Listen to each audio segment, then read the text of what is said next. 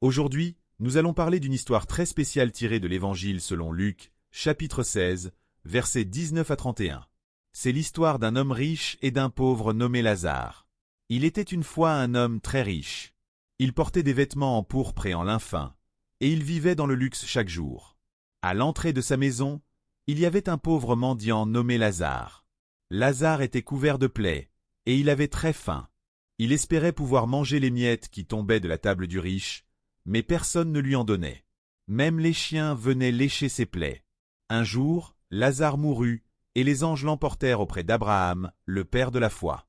Le riche mourut aussi et fut enterré. Mais lui, il se retrouva dans un endroit de souffrance, où il était tourmenté par un grand feu. De loin, il vit Abraham avec Lazare à ses côtés. Il cria alors : « Père Abraham, aie pitié de moi. Envoie Lazare tremper le bout de son doigt dans l'eau pour rafraîchir ma langue, car je souffre terriblement dans ce feu. » Mais Abraham lui répondit : « Mon fils, souviens-toi que durant ta vie, tu as reçu beaucoup de bonnes choses, tandis que Lazare a connu la misère. Maintenant, ici, il est consolé, et toi, tu souffres.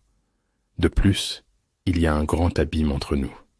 Ceux qui veulent passer d'ici à vous ne le peuvent pas, et personne ne peut traverser de là où tu es vers nous. » Le riche dit alors : « Père Abraham, je t'en prie, envoie Lazare chez mon père, car j'ai 5 frères, qu'il les avertisse, afin qu'ils ne viennent pas eux aussi dans ce lieu de tourment. » Mais Abraham répondit : « Ils ont Moïse et les prophètes, qu'ils les écoutent. » Le riche dit alors : « Non, Père Abraham, mais si quelqu'un ressuscite d'entre les morts et va les voir, ils se repentiront. » Mais Abraham lui répondit : « S'ils n'écoutent pas Moïse et les prophètes, ils ne seront pas convaincus, même si quelqu'un ressuscite d'entre les morts. » Cette parabole nous apprend plusieurs leçons importantes.